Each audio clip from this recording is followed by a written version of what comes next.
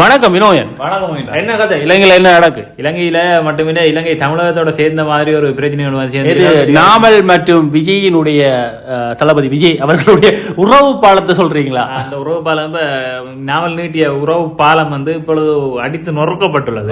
என்ன சேது சமுத்திர திட்டம் மாதிரி இலங்கையில இந்தியாவுக்கு இடையிலான அந்த பாலம் ஒன்று அமைக்கிறதுக்காக திட்டம் கொண்டு வரப்பட்டு இடையினருல அடிச்சு நொறுக்கிற மாதிரி நாமல் மற்றும் விஜயினுடைய உறவு பாலம் நொறுக்கப்பட்டிருக்கிறது என்றுதான் நாங்கள் பார்க்கலாம். அதுல நிச்சயமா இந்த செய்தியை பத்தி மிளகமா பார்த்தோம்னா நாமல் ராஜபக்சே என்பது அவர் சினிமாவோட நெருங்கிய தொடர்பு கொண்டவர். அது தென்னிந்திய சினிமாவிலையும் அனைத்து விதமான படங்களையும் பாப்பா. அதுக்கான கமெண்ட் சொல்லுவார். தந்தையோட அவர் நிறைய படங்கள் பார்க்குற மாதிரிலாம் நிறைய போன காலங்களில் நிறைய காணொலியெல்லாம் வெளியிடப்பட்டிருந்தது. எல்லாம் நம்ம பார்த்து இதுலதான் முக்கியமாக அண்மையில விஜய் அவர்களுடைய ஜனநாயக படத்திற்குரிய இசை வெளியீட்டு விழா நடைபெற்றிருந்தது.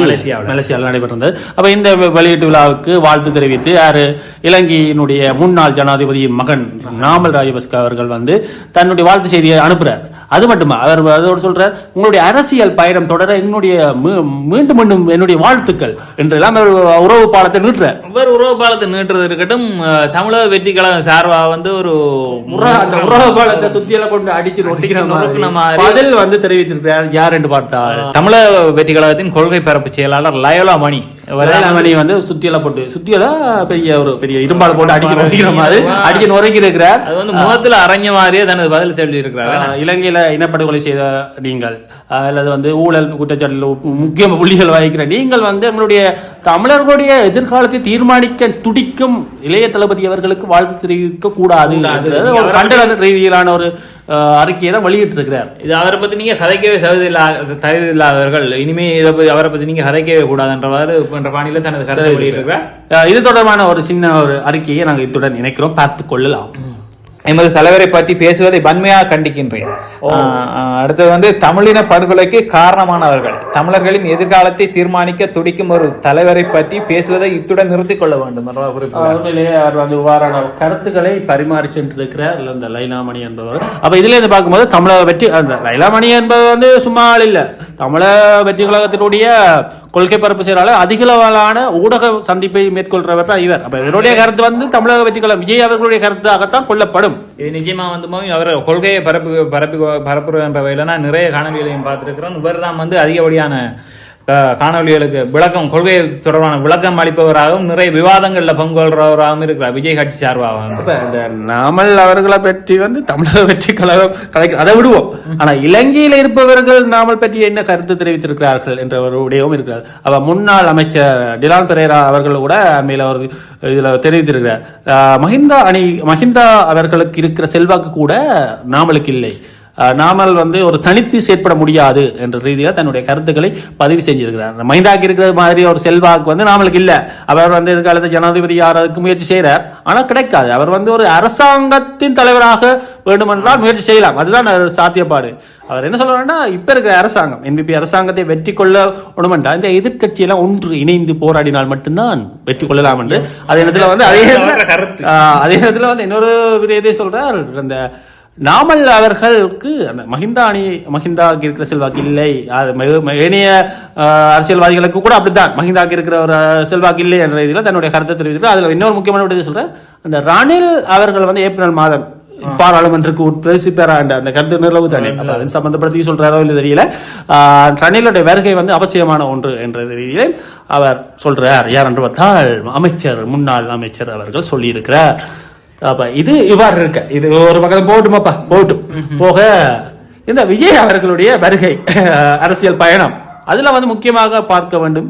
இலங்கையோட சம்பந்தப்படுத்தி கச்சத்தீவு இந்த கச்சத்தீவை மீட்போம் என்று தமிழக அரசியல்வாதிகள் எதிர்த்தரப்புல இருக்கும் போது தெரிவிப்பார்கள். அதுல நிச்சயமாக எப்பெல்லாம் பார்த்தோம்னா எதிர்த்தரப்புல இருப்போது தெரிவாங்க, ஆளும் தரப்புக்கு வந்த உடனே இது பற்றிய கதைகள் இல்லாம போகும். அதையும் தாண்டி இந்த பிரச்சனையில் எப்பெல்லாம் வலுப்பெறும் தேர்தல் வரும்போதெல்லாம் கச்சத்தீவே எங்களுக்கு ஏதோ சும்மா தந்த மாதிரி.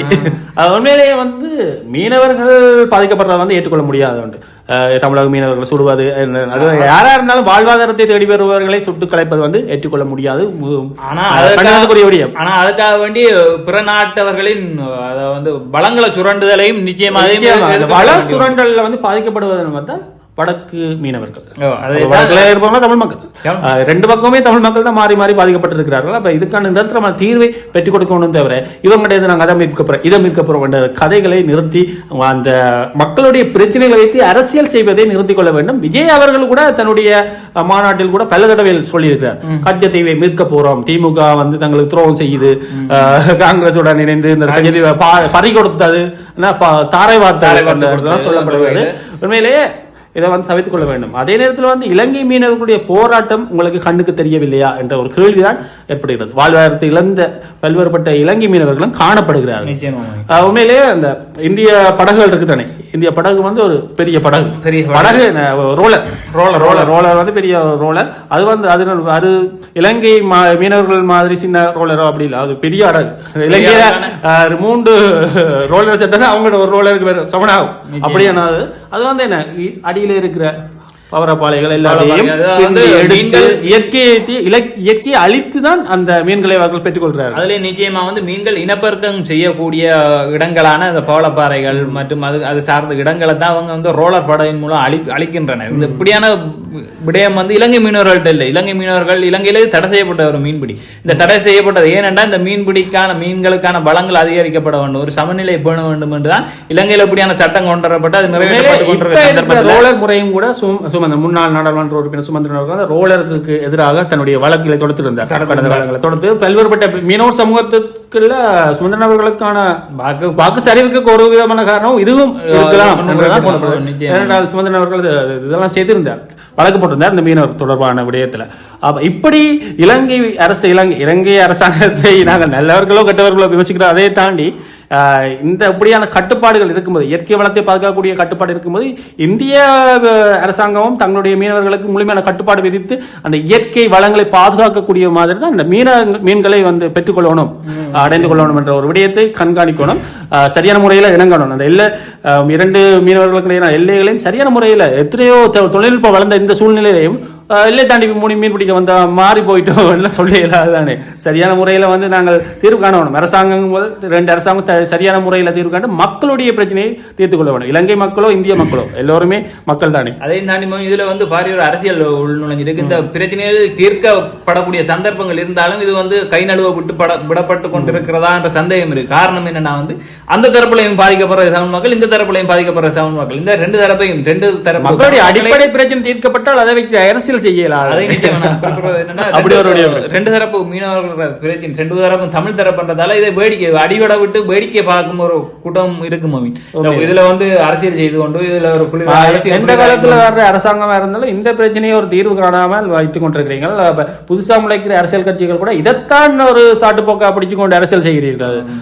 மீனவர்களுடைய இந்திய மீனவர்களுடைய வாக்குகளை பெறுவதற்காக இலங்கை மீனவர்களுக்கு எதிராக கலைக்கிறார்கள். அதே மாதிரி இலங்கை மீனவர்கள் தூண்டிவிட்டு சில பேர் குளிர் காய்வதாக கூட அண்மையில் கூட பொது வழியில வந்து பல்வேறுபட்டவர்கள் முன்வைக்கப்பட்டிருக்கிறது. முக்கிய ஆளுதரப்பு சார்ந்தவர்கள் வந்து அந்த இலங்கை மீனவர்கள் தூண்டி விடுகிறார்கள் என்ற கருத்தெல்லாம் பரவி வந்திருந்தது ஊடகங்கள் ஊடாக. அடுத்ததா நம்ம நிச்சயமா பார்க்கணும் ஜனநாயக திரைப்படம். ஜனநாயக திரைப்படம் ஓடுமா இல்லையா என்பதை தாண்டி நான் ஜனநாயக படத்துக்கு செல்வேன். நீங்க சொல்றதுக்கு காரணம் விஜயின் தீவிர நான் விஜயனுடைய தீவிர ரசிகன் மற்றும் நான் கமலஹாசனுடைய ரசிகனும். இரண்டு பேரும் எனக்கு பிடிக்கும். நான் படம் ஓடுதோ இல்லையோ நான் நிச்சயமாக விஜயனுடைய படத்துக்கு செல்வேன். உங்களுக்கும் உங்களோட தலைவருக்கும் என்ன ஒரு முன்கூடிய வாழ்த்துக்களை சொல்லி தளபதி தளபதி தளபதி அவங்களோட தளபதி தவக்கவா ஆதரிக்கல போல எனக்கு.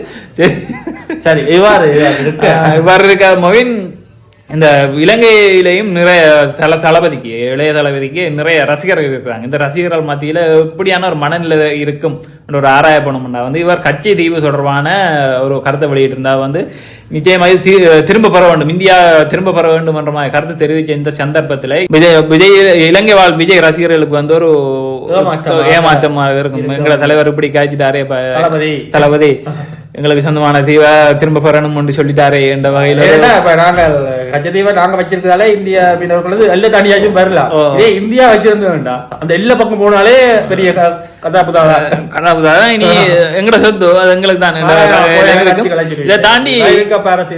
இதை தாண்டி இந்தியாவிலும் வந்து இதுக்கு பாரிய எதிர்பார்ப்படான்னு நிக்கிறாங்க. அதை வந்து தமிழகத்துல வந்து பாரிய எதிர்பார்ப்பட நிக்கிறாங்க. ஜனநாயகம் காரியம் கச்சத்தீவு என்பதை இந்தியா பெற்றுக் கொள்வது நடைபெறாத ஒரு காரியம். உண்மையிலேயே மாற்றீடாகத்தானே கச்சத்தீவு எங்களுக்கு கிடைத்தது. இலங்கைக்கு வந்து மாற்றீடாகத்தான் தரப்பட்டது இந்திய அரசாங்கம். சும்மா எல்லாம் தூக்கி தரையில அப்படியான பிரச்சனை நிறைய இருக்கு அதுக்குள்ள.